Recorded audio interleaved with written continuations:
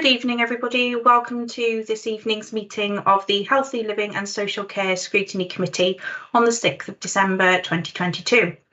May I remind everyone present, please, that the meeting is being live streamed as well as recorded via the internet, and that this recording is archived on the Council's website for future viewing. Please could all participants mute themselves when not speaking in order to avoid any background noise or feedback when other participants are speaking. If you wish to speak, then please could you raise your hand using the raise hand function at the top of your screen, and please ensure that all debate is raised verbally and not via the chat function for the sake of the recording. The chat function is available to you this evening to highlight any technical issues and to grab the attention of either myself as a Democratic Services Officer or your chair this evening, Councillor Janice Charles. If you have any difficulty hearing or being heard when you are addressing the committee, then please could you let myself or Councillor Charles know. That concludes the housekeeping, Chair. If you wouldn't mind, I just would like to very quickly remind members of the call-in procedure and the request for consideration procedure that are available to the committee and to members at paragraphs 724 and 716.3 of the Council's Constitution. It's just a very quick verbal reminder to you, that Democratic Services Officers just remind all scrutiny committees of those processes that are available twice a year. So this is our next reminder. And that's everything from me. Thank you, Chair. Thank you very much, Amy, and good evening, everybody, and welcome. And we will start with agenda item part 1, agenda item 1. Do we have any apologies for absence? None to myself, Chair. No. Okay, thank you very much. Moving on to agenda item 2, which is the minutes of the meeting held on the 8th of November 2022. Would you like me to move them page by page, or are you happy to move on block? I'll move on block, if that's okay. Thank you, Neil. I'll second that then. Moving on then to agenda item 3, which is to receive declarations of interest, including whipping declarations. Do we have any members? Neil? Yeah, I have mentioned this before. I'm declaring an interest, or declaring a personal interest and possible prejudicial source step out on item 4 and item 7. I'm on the Board of Governors at Headland School, Penarth, which is an Action for Children placement, residential placement, as well as day school, and as such it is covered in the consultation primary legislation in relation to children's social care, blah blah. And there is an item in item 7 referencing working with Action for Children, the Council working with Action for Children on children's placements, and on the basis of if in doubt step out, I will do so. Thank you very much, Neil. Helen, then Susan. Helen? Hiya. Yeah, can I declare on item 7, appendix 1, page 10, it's developing local residential provision. I'm a projects manager for Llamau. Llamau is mentioned, so I will leave the discussion and not participate in the item. Thank you. Thank you, Helen. Susan? Thank you. It's a general declaration. I have dispensation to speak on matters relating to social care packages and telecare. Thank you, Susan. Did you want to come back in, Helen, or is it? Can't hear you now. Can you take your hand down? Ah, great. Thank you very much. Moving on to agenda item 4. This is the consultation on proposals for primary legislation in relation to children's social care, continuing health care, mandatory reporting, regulation and inspection.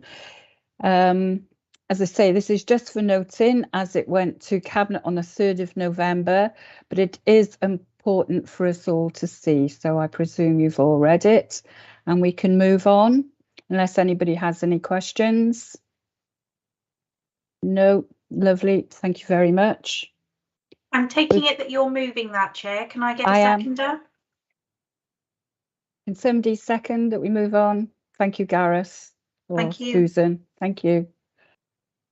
Moving on then to agenda item 5, which is the draft Vale of Glamorgan Council annual delivery plan 2023-24.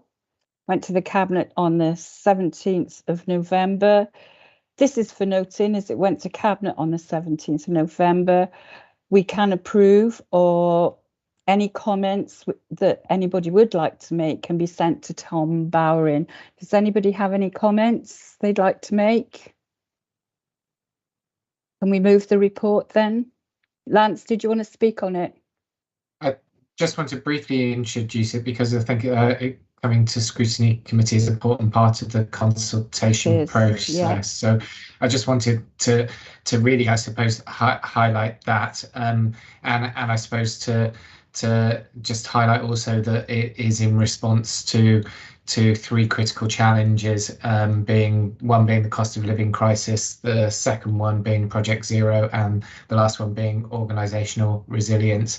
And the plan was developed through detailed discussions, and there is, I understand, a framework of consultation that has occurred already. And then obviously within the plan content there, it's prepared under the 4 objectives. I wasn't going to go and list all of those, you'll be pleased to know, but I'm happy to take any comments back to Tom.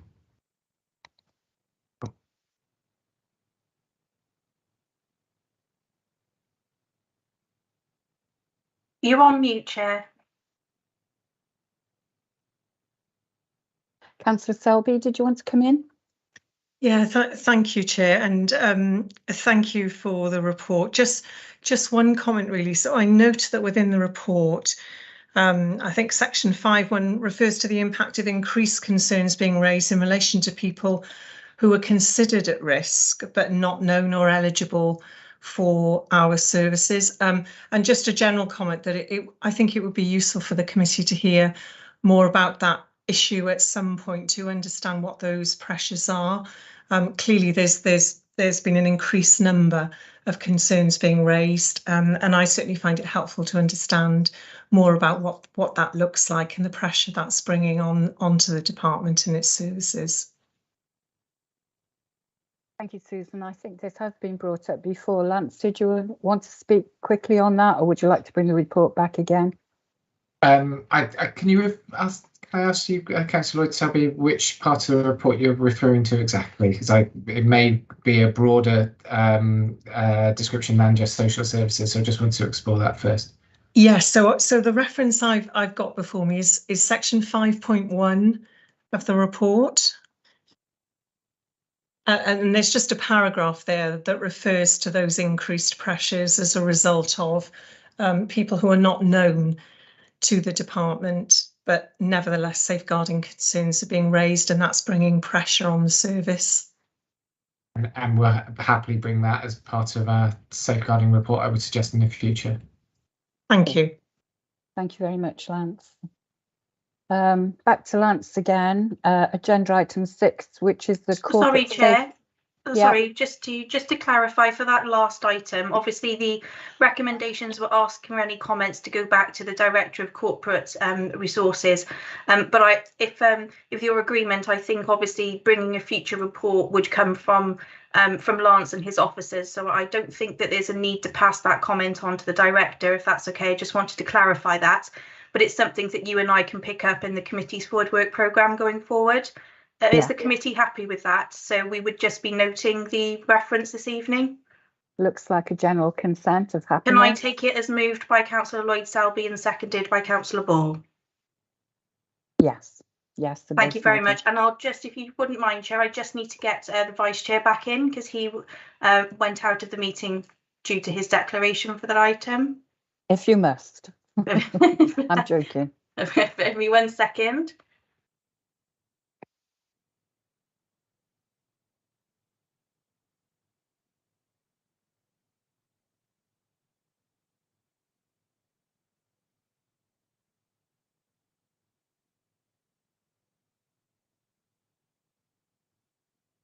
Chair Lance has his hand raised.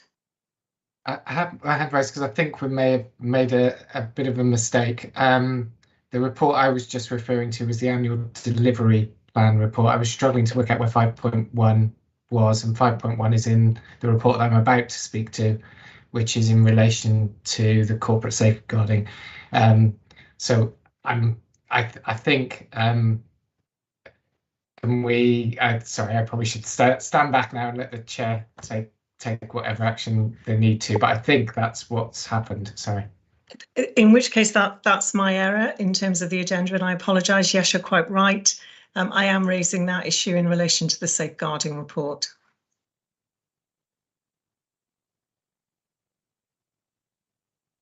that okay with yourself, Chair? Councillor Charles, you're on mute.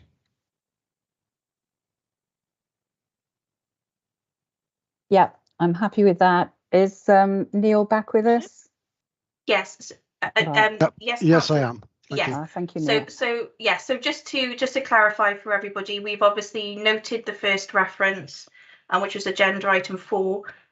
We are noting the annual delivery plan without comment, which is agenda item 5. No, you're all right.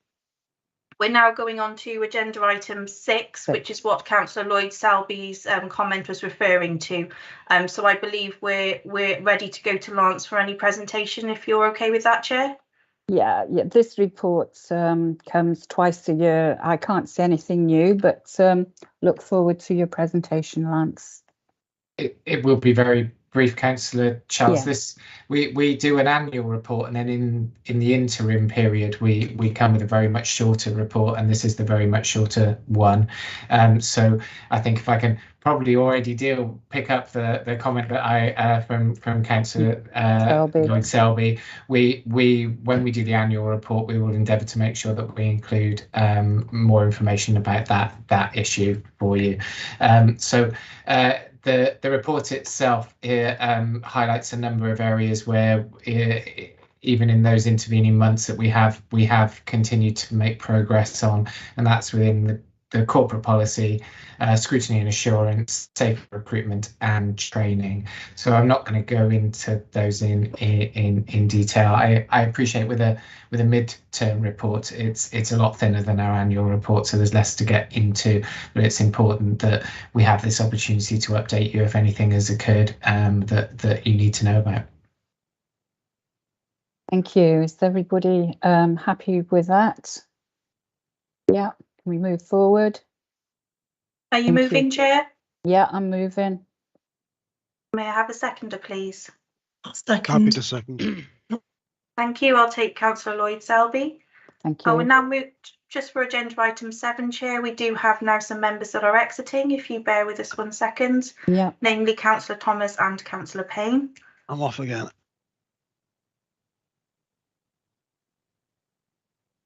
Bear with me 1 moment. Okay, Chair, we can continue. Thank you. Agenda item 7 is the Children and Young People Service Annual Placement Review. And I believe, Rachel, you will be bringing this one to us. Yes, thank you, Chair. I guess if we look at it briefly, it is an annual report that obviously comes back to you on an annual basis to talk through with you, obviously challenges in relation to number and complexity of children looked after, what demands that places on the authority and on the council and its partners, and some of the things that we're trying to do to mitigate some of these challenges in a very difficult context. So I am mindful that some members are new to the conversation. So perhaps if I take you through some of the headlines, and then if it would be helpful to have some more detail, we can do that, and obviously answer some questions.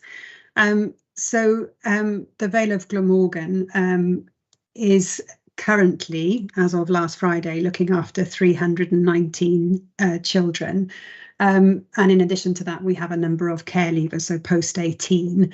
That number does fluctuate, so you'll see that it's different in this report. It's different to the report that we presented to Corporate Parenting Panel last week. But you'd expect, wouldn't you, that number to go up and down.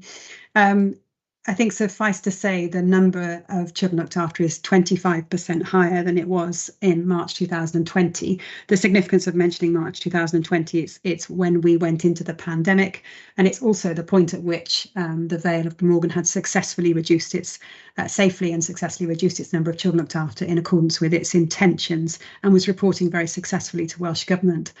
What we've then experienced in the Vale, and obviously across the 22, is significant increases and challenge.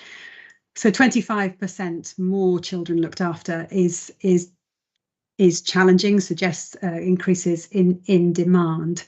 So this is the children that we have significant obligations to, statutory obligations to, that you have statutory obligations to meet their needs, to look after them, to try and enable them to remain or return to their families, to manage risk confidently, to find placements where we need to support children to transition successfully through care, etc., etc. And we work to a corporate strategy for children who need care and support, and that was the reference that was made prior to the meeting starting, that we are involved in engagement events with professionals, elected members, parents, carers, children and young people, in relation to developing the strategy that will follow the current one in 2023. So I think talking to you about context will flow from what I've just said. So more children with complex needs. Complex needs obviously refers to children with disabilities, but also refers to children where behaviour is challenging, and therefore the complexity is linked to that.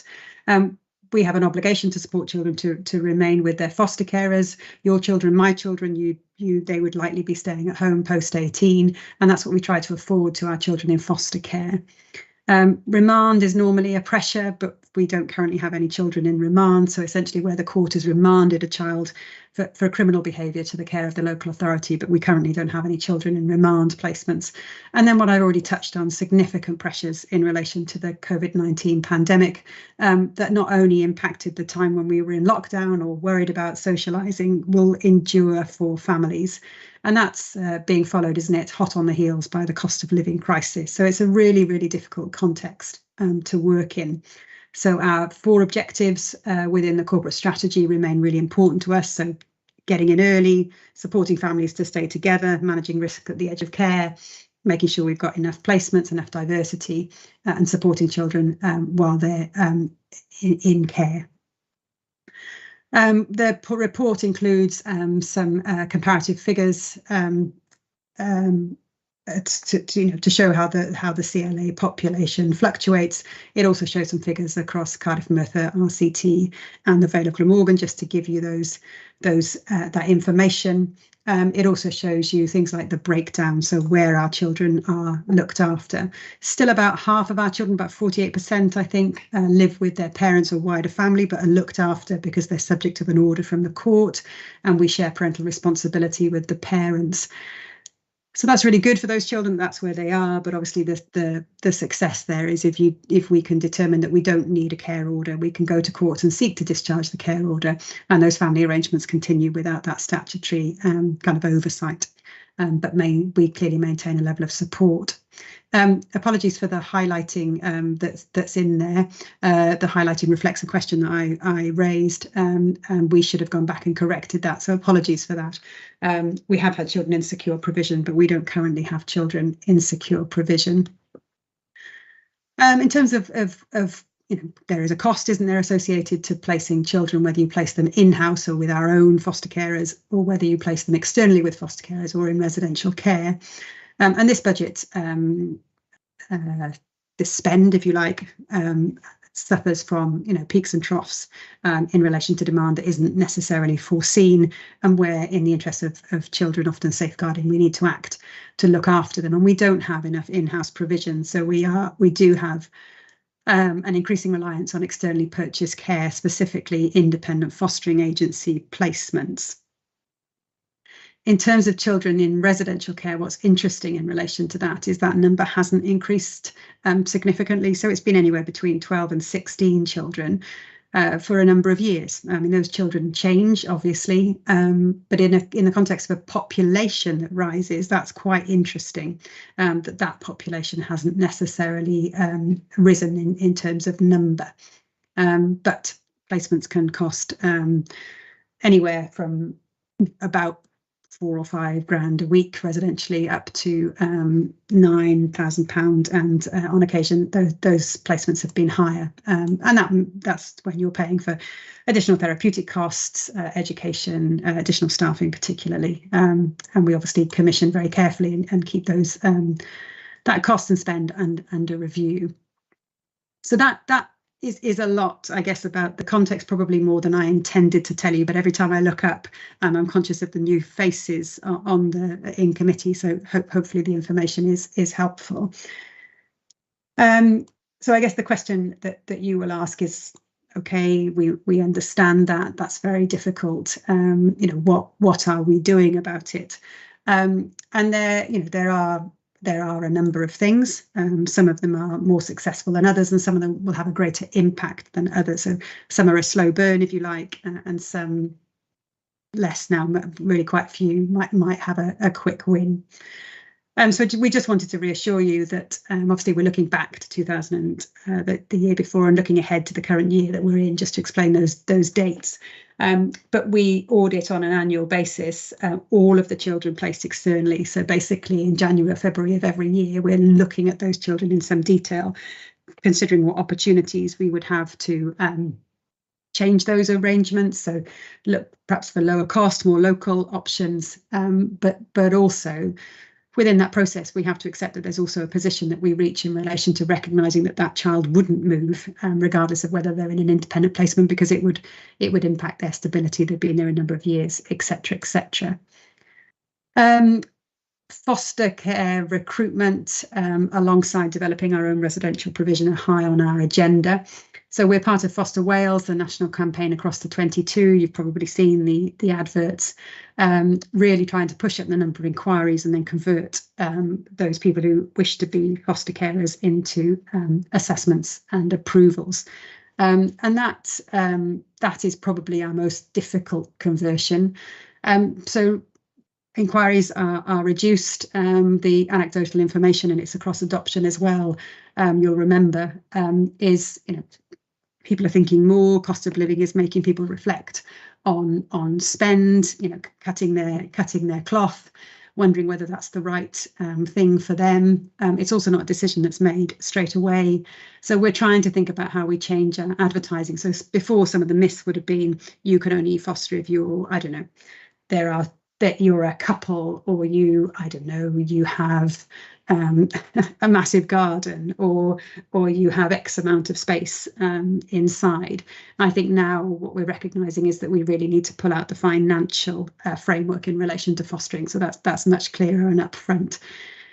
Even though we're competitive in terms of what we pay foster carers, every time local authorities put their fees up, so did the independent fostering agency sector. So it's a constant battle, if you like, in relation to that. But that doesn't take away the efforts of everybody in terms of trying to increase the number of foster carers. We've got significantly more kinship carers now, so more kinship assessments coming through, which reflects the commitment to place children within their wider families. It does mean that there's an assessment task to be completed. But I guess what you could say is, well, if we weren't looking at kin options for these children, we would be looking at mainstream options for these children, which would increase the demand.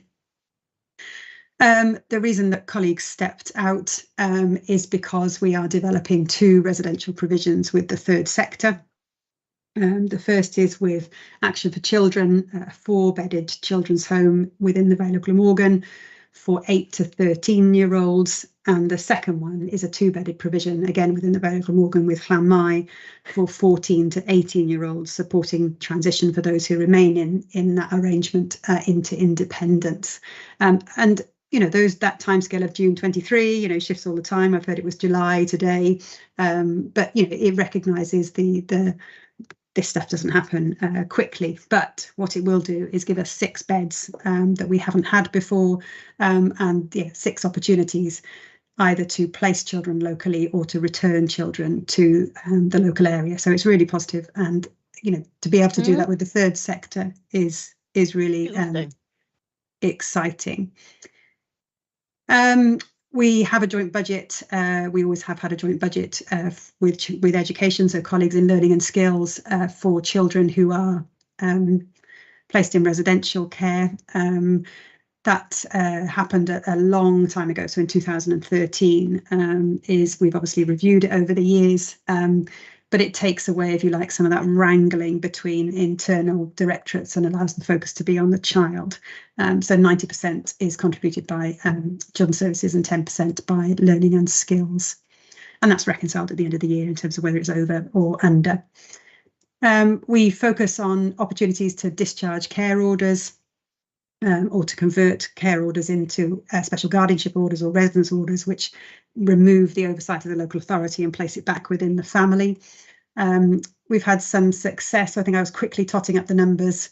I think if you look at it overall, we are on track to discharge 7 over the end of last year, and this year we did have 11 children targeted for discharge, but 4 of those assessments identified persisting concerns, so that wasn't possible.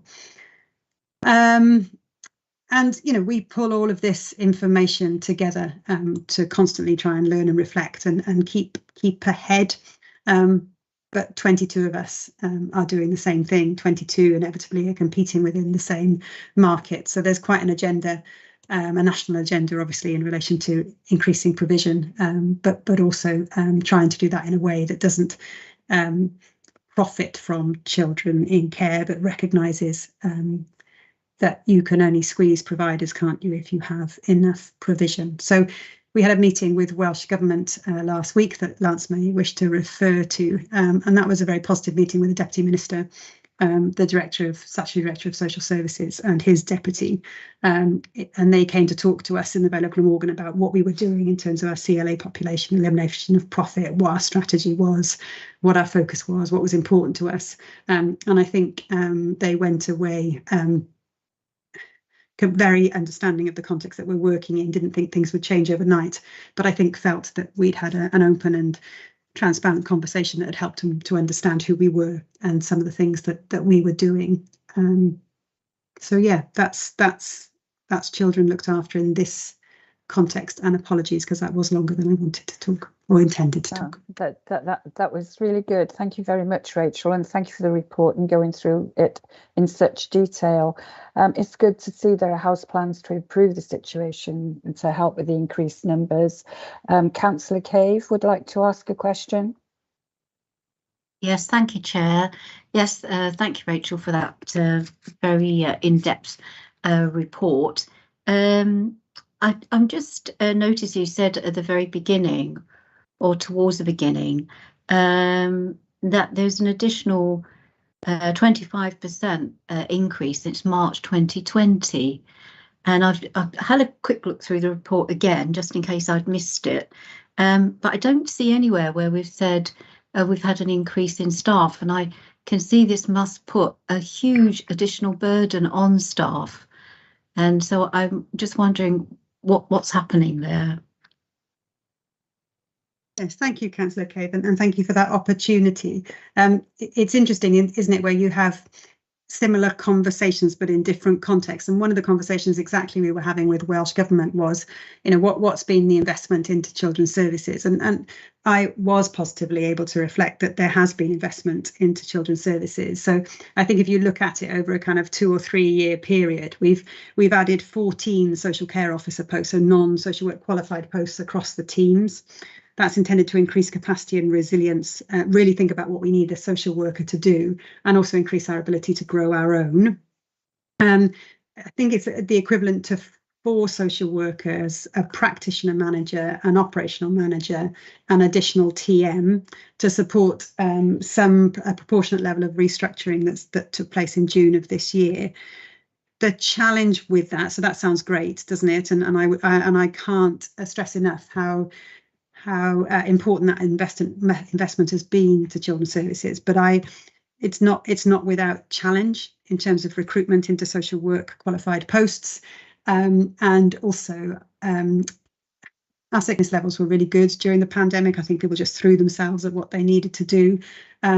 Reasons for sickness are very different, and obviously we won't discuss those here, but there is a sense, I think, that we're more impacted by sickness in our practitioner and manager tiers, and we do need to take account of the fact that although we've got the additional posts, not everybody is there.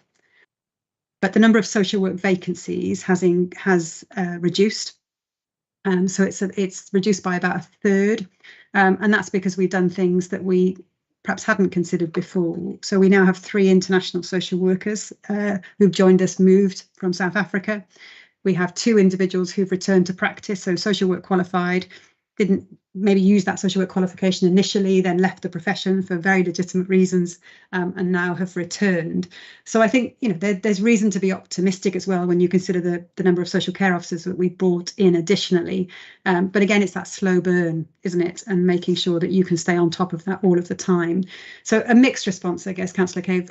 Yes, investment. Yes, you know, a director that listens, a chief exec that listens, a cabinet member that listens, and a sense that we were able to do quite a lot in a short space of time, but a reality as well around recruitment and sickness. So some good, yeah, and some challenge still. Thank you. And so thank you for that. I just asked, how do we keep an eye on that? Because as you rightly mentioned about staff sickness, you know, the first thing that happens is if a team is under pressure is that people become unwell. So I just wonder how that's monitored. Yeah, so sickness is monitored very carefully. So obviously there's a process that we work within, but there's a monitoring that we pull out. So I see all of the sickness across the division on a regular basis. We're having those discussions with HR all of the time. I mean, what I would say is of course, sickness includes an element for some people in relation to stress, doesn't it? Work-related stress or personal stress. But we also have some very individual reasons, if that makes sense, Councillor, that you couldn't be changed, can't be foreseen, and it's about working carefully with people, isn't it, to return them to the workplace as quickly as possible, but in a supportive way. So the reason that I'm able to talk knowledgeably about it with a certain confidential response to you today is because we monitor it very carefully. So yeah. Thank you for that. Anything else, Christine? You happy with that? Not happy, but what can we do about it? It's a very tricky situation, and it'd be nice to think that we had an equivalent 25% increase in staff to meet the 25% increase in demand and any increase in demand going forward. And staff do suffer straight away, don't they, when their work rate goes up? And this is a very sensitive area in which to work. One of the things I was going to ask is about how we can be a little bit creative, or how are we being creative in a very difficult area with fostering. And you spoke about almost like changing the parameters of the things that you put when advertising, such as now suggesting that we're not looking for certain criteria, but we're, there is financial support. I wonder how else we could be creative in that field. I'm not asking for any answers, but I'm just suggesting that, that's something that we obviously have to think very carefully about. Thanks, Councillor. I mean, we benefit in the Vale of Glamorgan from a marketing and recruitment officer within our fostering team, within our placements team, and that individual brings a very different skill set, don't they, to social workers. So although that became part of the National Fostering Framework intention, we already had done that within the Vale of Glamorgan. So we're constantly looking for those opportunities, maxing out what we can do in terms of social media, relationships and connections with local businesses, getting into communities, trying to explode myths, etc.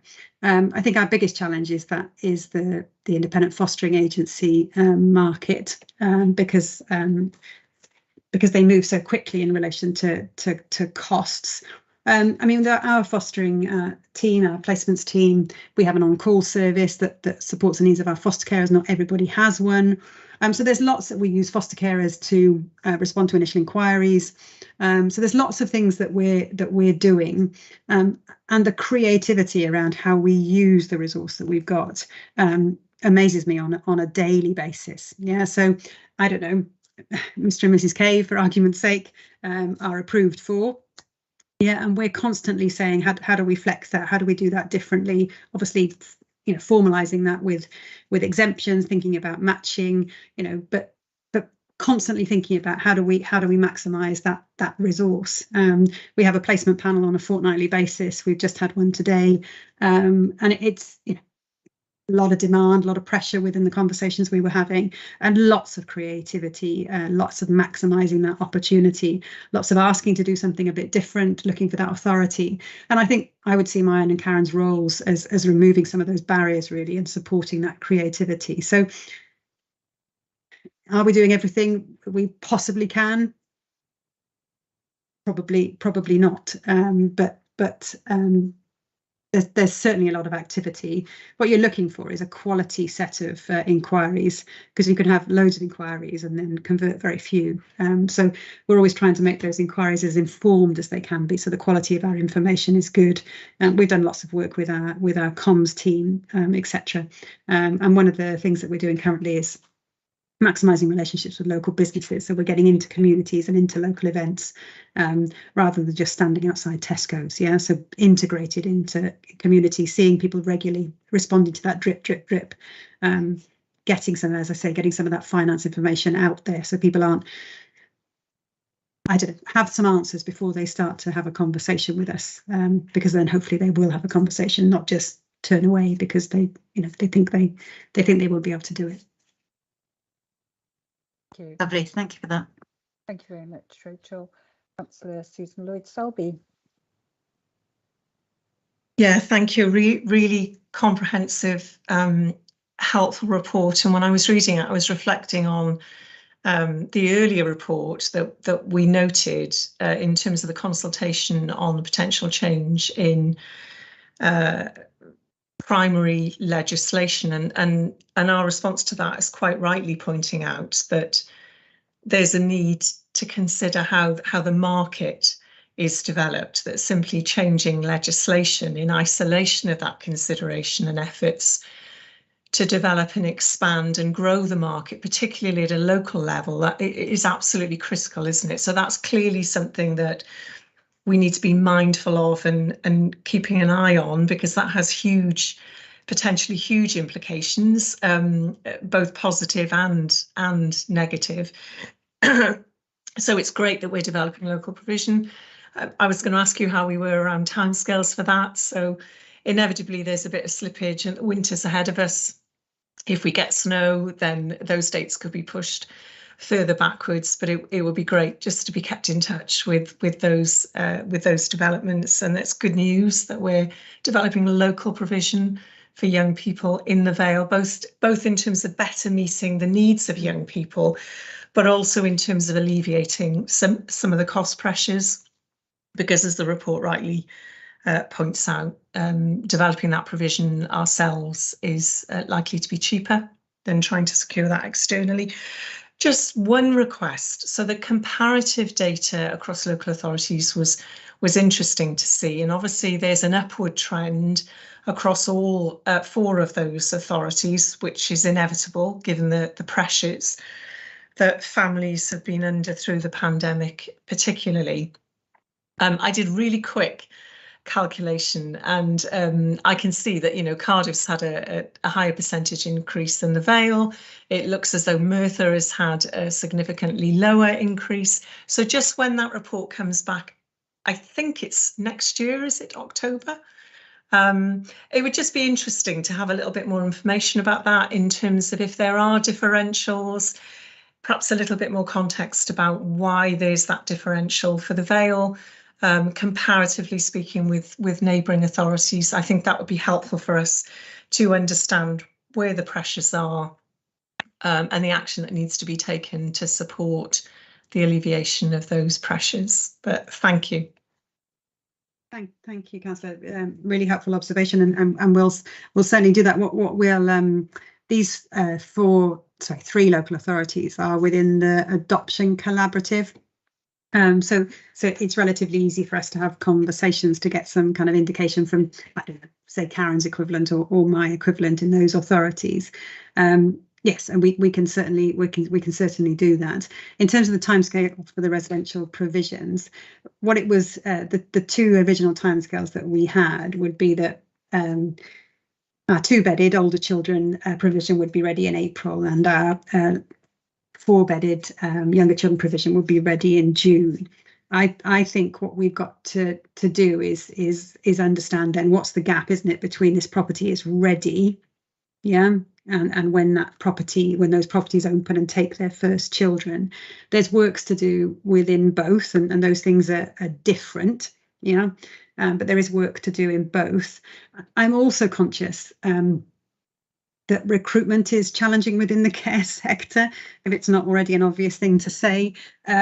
So both of those provisions will need registered managers and a staff group, and we're just those both CLAMI and Action for Children are going out in relation to currently to seek those registered managers. And I suppose I've got a question in my head at the moment just to make sure that we're collectively doing what we can. So I don't know if we're seeking to recruit to posts in the local authority and we don't appoint, then how are we handing that information over to our partners, whether we're working with them or not on residential provision, in order to, as a sector, if you like, do more to work collaboratively.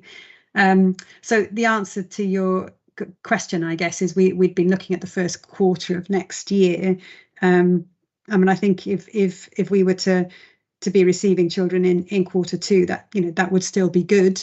But we're really keen to get those beds, that provision up and running ASAP, because you wouldn't put 4, as you probably know, you wouldn't put 4 straight away, would you, in a provision? So there are going to be some staggered starts, but we're certainly thinking about the children that we may identify for a more local move. And of course, if we were doing that 6 months ago, those children would have been different. So it's dynamic, isn't it? But yes, we will, as things change, or hopefully we get some clarity, we'll certainly let you know.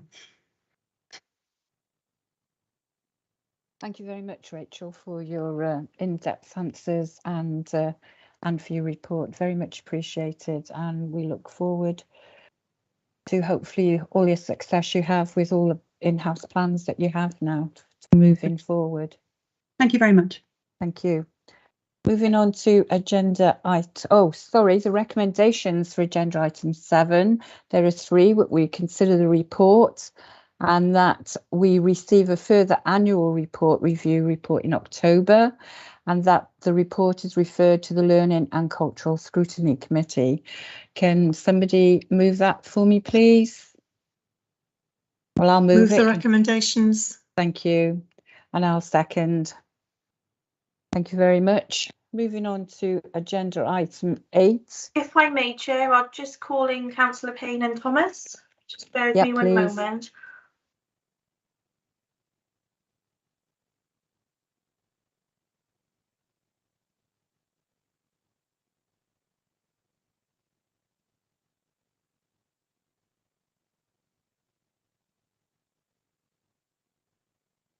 Okay, thank you, Chair. Thank you, Amy. Agenda item 8 is the annual delivery plan monitoring report, quarter 2 performance. I don't know whether you want to go straight into questions or whether you want to speak first, Lance. Speak very briefly, and just so people are familiar with the format of the report. So there are 3 appendices, which is really where it's all at. Appendix B is the one that has all the PIs and where we're at with those. Appendix C is where all the actions and measures are provided with a detailed commentary. But Appendix E is far more accessible because it's a presentation, and so I would just draw your attention particularly to the slide 3, which has got the updates in terms of objectives 1, 3 and 4, and then also again there's on slide 5 the areas for future focus and improvement, and I know we've just discussed it, but what have we achieved, it does describe, just as Rachel has done, really, those additional members of staff that we've been talking about in children's services. So it's good to see the system does work and it does all come together, and you do get this information. So, but I'm happy to answer any questions on any of the detail. Thank you very much, Lance. A very large report. Has anybody got any questions they'd like to ask? No? Thank you. Well, the recommendations are that the members Chair, can... Councillor Payne is indicating. Oh, sorry, Helen. No problem. Thank you, Anne. So I just had a question on page 14 of the, the red, green and amber bit, whatever that's called. And it's in relation to the Participation Practitioners Network. I just wondered if you could tell us a little bit more about that and who's involved with it.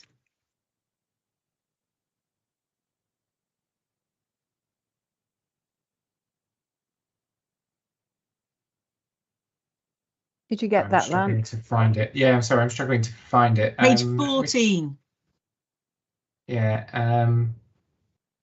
And it's... Which one is it? Oh, it's the Task and Finish group in terms of engaging with young people on corporate issues. Yeah, that's correct. Yeah. Yeah, I don't have detail. It's a possibility Rachel will. This obviously Okay. This part of it actually is more relevant to the Corporate Resources and Performance and Learning Culture Committee. Okay. I think this is about young people understanding the corporate issues and having an opportunity to comment on those rather than it being about work that Children's Services are doing. But Rachel may know more than I do, but Rachel's nodding, so I think I've got that right. So I think it's about participation with regards to that. So it's not really answered the question, but. Okay. Are you okay with that, Helen? Did you want to come in, Rachel? I just wondered again if you can help me, basically, if you can help me find it, and then I can just page 14 on quarter 2 annual delivery plan. It's establish a task and finish group to identify and progress ways to effectively engage with young people on corporate issues. Yeah, and then it just says about progress and outcomes. The Participation Practitioners Network continues to meet. Thank you for reading that. That is definitely not a Children's Services action. Okay. So there's a participation officer who leads a team around in learning and skills. We are doing work with children and families who use our service to understand their experience, but that is different to the action that you've just read. So apologies and thank you. All right, no problem. I'll find out another way. Thanks. Okay, Helen. Councillor Christine Case and then Councillor Neil Thomas. Thank you, Chair. I just really wanted to say a big well done to the Safe Avow partnership. I thought that was an amazing 100% of domestic abuse victims feel safer after the interventions that they've been provided with. And I thought that was a fantastic achievement and it was well worth mentioning. So well done. Thank you for saying that, Christine. Thank you. Councillor Thomas. Yeah, I concur with that. I've just got a few picky things, really. NSA 036 in the delivery plan, page 140 in the hard copy, talks about what is it? Tar Macadam. I'm not entirely sure why that's got a healthy living badge next to it. Condition of the council's local highway by delivering highway resurfacing programme, including a programme for footway improvements for whenever. I'm not entirely sure why that's a healthy living issue. Maybe that needs to stay with environment and regeneration or corporate performance. CAM 028, though, I am concerned about. That's the percentage of child assessments completed in time, which is a red flagged direct status on page 126 of the report. It's red flagged. It's talking about quite low figures of assessments completed in time, and I mean, we all know that time is of the essence with small kids, particularly they don't understand delay, and I'm just kind of wondering why that's and why that is. I mean, there's no commentary provided on it, and perhaps we do need some commentary at this time on that. Sorry, Rachel. That's absolutely fine, Councillor, and thank you for raising it. So just for clarity, this is this is assessments further to a referral being received by the front door of Children's Services. And the assessment, the wellbeing assessment, is intended to be proportionate and intended to assist us to understand a children's family's needs and whether or not there's a need for social services, children and people services support. An intervention. You're absolutely right to draw attention to that figure not in any way being where it should be. I don't think we're alone in that, but let's talk about the Vale of Glamorgan because that's what you're interested in and I'm interested in. So I think there's certainly something about the increased demand. I mean, 60 referrals now are still 16% higher than they were pre-pandemic. And I would have discussed with you at points previously that they've been 40% higher, 60% higher in the first September of the first year of the pandemic, but still 16% higher. We have made some changes so that we now have a dedicated intake team. We have resourced that team in terms of the levels that we feel that it needs. That's probably the team that's mostly impacted in relation to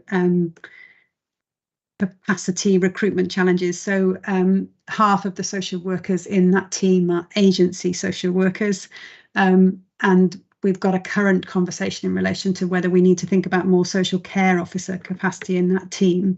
And as an interim, in order to support us completing assessments, timely assessments, we have agreed some social care officer capacity to be utilised from family support, the two teams, into our intake team.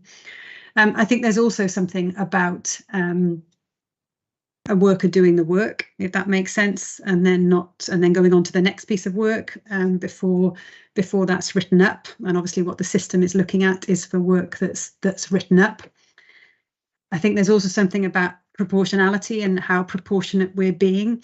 There's 42 days to complete an assessment. Only the most complex assessment would take 42 days. So there's something about giving the worker permission to be more proportionate, but also giving clear direction in relation to the, I think this is a 10-day assessment or whatever. So there are a number of strands that are taking place at the moment in order to exactly address the issue that you've identified. I can't hide from it, so I can't tell you that it's all right, don't worry, it's where it should be, because it isn't. Well, I guess what I'm trying to tell you is what we're doing in order to address that. And I think this is probably the time that I'm able to give you some tangible responses, if you like, rather than just the sense that it will improve, if that makes sense. So very happy for you to keep it on your agenda. It's certainly on mine. In order to look at what we can look at the impact of what we're doing. So thank you. Yeah, if I can just come back a sec. I mean, Rachel, we've discussed this before. You know that in a previous incarnation, I worked in assessment, in residential assessment, in a management role of a couple of assessment centres, in fact, in the north of England, and it's a skill. Assessment is a particular skill, and the report writing, the analysis, who to call on, and all the rest of it is and who to pull in to help and aid on that is also a skill. I mean, we've got rid of all the assessment centres nationally because they are expensive to run, and it was seen that the provision could be or the job could be done in different ways. I'm just wondering what level now of expertise we have left within the workforce for the fine-tuned assessments that used to be done in some of the assessment centres. That certainly ones I was working in. Yeah. Sorry. Yeah. No. Thanks, Councillor Thomas. We're doing quite a lot in relation to how do we enable people to see what a good assessment looks like? Yeah, how do we enable the people to see the layers, what's required, what isn't required, what's too much information, what's just enough information? So we're doing a lot of work in relation to that. What I'd say to you is of course, some of that comes with experience, but we're also finding that we've got some relatively new workers in the workforce doing some really good work. So we're trying to make sure that we pull out all of those examples. There's definitely something about proportionality. So really thinking about what you need to do. There is definitely something about, don't work on the basis that you've got the maximum time to do this assessment. And there's certainly something about enabling time for workers to write up. So the idea in the intake, this may be too much information, but the idea in the intake team when we went live was that you'd have 2 teams within the team, so 1 on, 1 off in terms of weeks, in order to allow that activity as well as that catch up. And I think just in terms of the challenges in that team, in terms of recruitment and retention, that's compromised that ability. But again, I'm in direct conversations with those individuals, the practitioners and the managers. I mean, right, direct conversations about what we need to do about it. So helping them, removing those obstacles, but also having a really clear expectation about what needs to happen. So yes, let's keep talking about it. But I feel that we've got a tangible a set of responses, but the proof's in the pudding, isn't it? You're going to want to see, I'm going to want to see that those things make a difference. So. Yeah. Thank you, Rachel. Thank you very much, Rachel. Helen, did you want to come back in? Helen? No? You got your hand up. Sorry. Councillor Eddie Williams and then Councillor Susan Lloyd-Selby. Yeah, thank you, Chair. I was going to respond just at a small comment, but the conversation went on to there, and it was far more in depth. And the answer I was going to give regarding the highways was trivial in comparison. It's just a comment, recognising it was on full council last night, and I was surprised to be answering, on the highways, and it's as part that road noise affects people, and therefore that's why it ends up in the social care arena, but very loosely.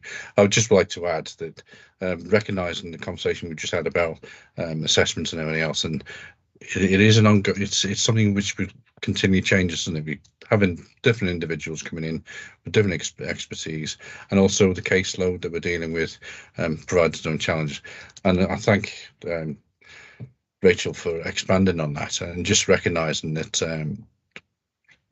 it's a dynamic situation, and so when you think you've got a system in place, that you can't rest on your laurels.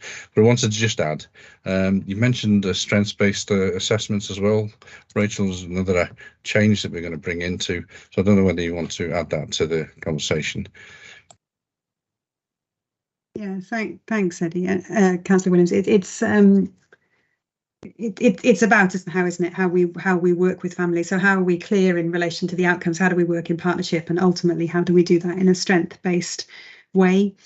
Families rarely come to us without any strengths, so it's really important that we're able to do that, and I think also be clear with workers about what we're looking for, how we document that, how we use the information, and paperwork needs to assist workers, doesn't it? You don't need to just do what the person next to you says to do. You've got to have clarity within the structure of, or the body of, the paperwork.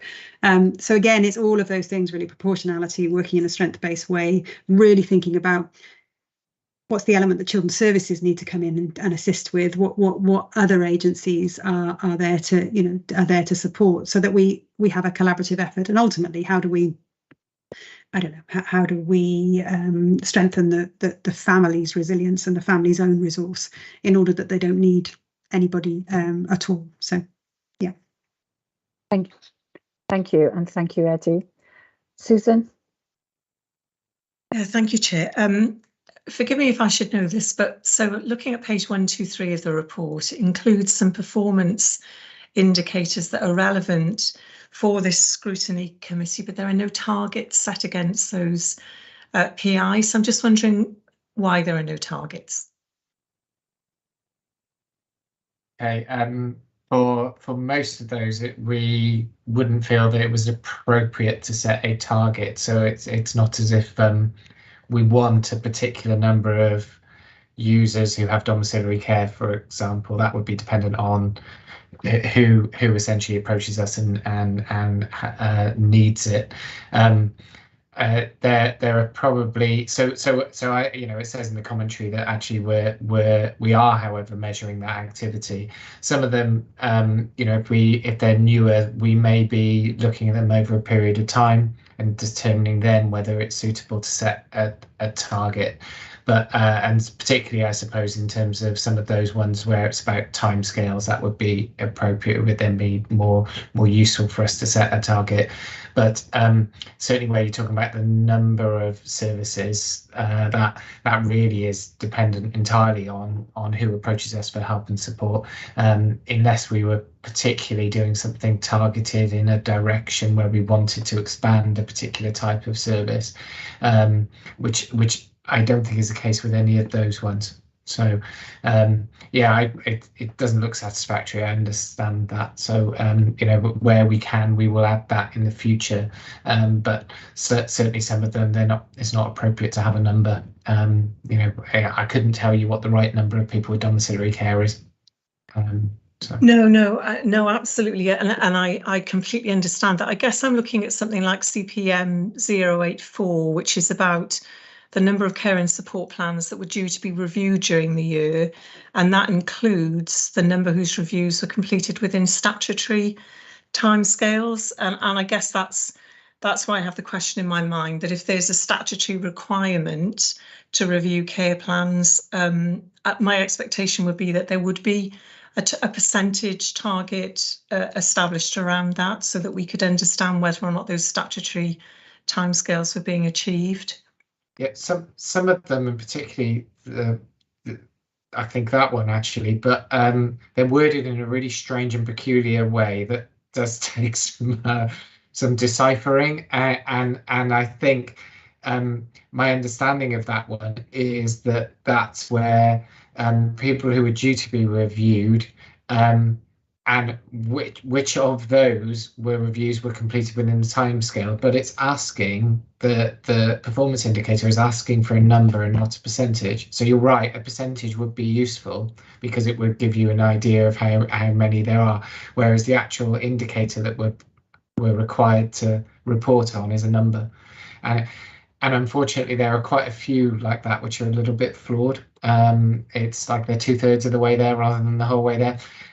So I think we'll certainly have a look at those, because you know we're developing our performance suite internally, partly because some of the things that we get from Welsh Government are activity measures, or you know they spit out a number, don't really tell us what's going on and what's happening, and obviously you know it requires some analysis then.